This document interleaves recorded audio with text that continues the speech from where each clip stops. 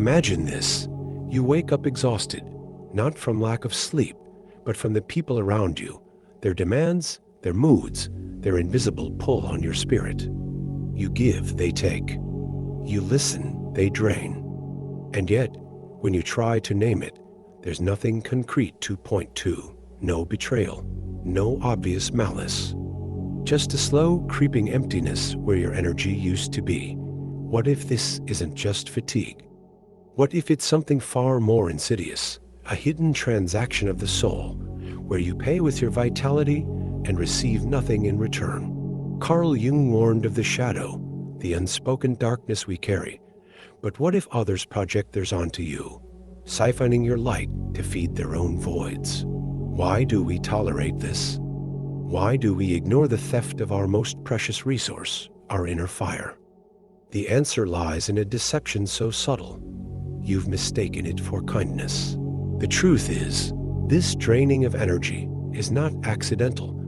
It is a silent, unconscious exchange rooted in the very fabric of human psychology.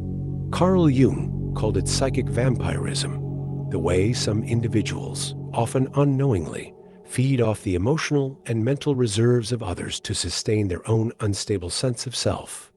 Friedrich Nietzsche saw it in the will to power, the way weakness disguises itself as need.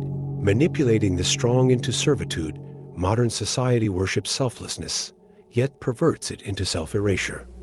You are conditioned to believe that setting boundaries is selfish, that exhaustion is a badge of honor. But this is a lie. The more you give without reciprocity, the more you are not loved, but used.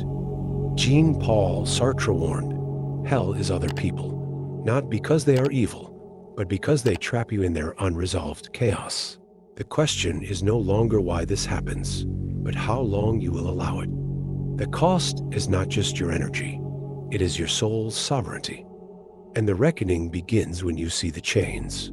Day after day, the toll compounds, not just in fatigue, but in the slow erosion of who you are. Your creativity dims. Your passions fade into obligations.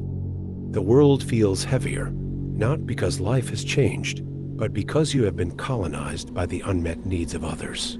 Cognitive scientists call this emotional contagion, the unconscious absorption of another's psyche. Like a virus hijacking your nervous system, cultures normalize this. You're told to be patient, to understand, to rise above. But these platitudes are traps.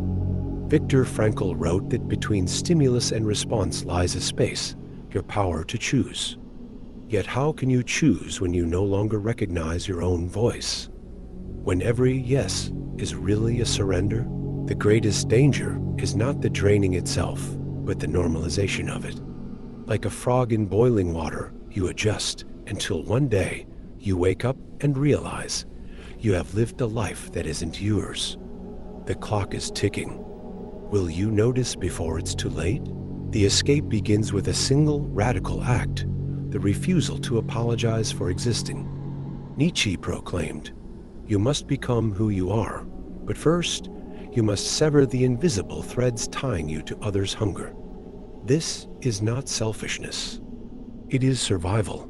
Jung's psychology reveals the shadow, not just as darkness, but as disowned power. Reclaim it. Start with the body. It knows before the mind does. That tension in your shoulders, the exhaustion after certain encounters. These are not coincidences, they are warnings. Practice the sacred no, not as cruelty, but as clarity. Schopenhauer wrote of the will's tyranny. Yours must not be enslaved to another's. History's freest minds, artists, rebels, philosophers, all shared one trait. They protected their energy like a sovereign territory. You must do the same. Let them call you cold. Let them protest. Their outrage is proof you've struck truth. The path back to yourself is paved with boundaries, and the first one is this. You are not responsible for the emptiness they refuse to fill now. Who will you be when the draining stops? Here is the silent epiphany that changes everything. No one can drain you without your unconscious permission. The real betrayal was never theirs. It was your own abandoned self, whispering beneath a lifetime of conditioned yeses. Jung called this the self, the buried totality of who you are, waiting beneath the compromises. This is the paradox. You feared loneliness, yet lost yourself in the crowd. You craved connection, but offered your soul as currency. The ultimate truth? Energy flows where attention goes. What you feed grows, whether another's shadow or your own light. Sartre was right. Hell is other people, but only when you mistake their hunger for your purpose. Now, the reckoning. Not with them, but with you. Will you remain a host for ghosts, or become the architect of your own vitality? The choice is binary, drain or shine. Serve or reign. Remember this. When you stop pouring into others' voids, you'll finally hear the sound of your own soul refilling. And that is the beginning of everything.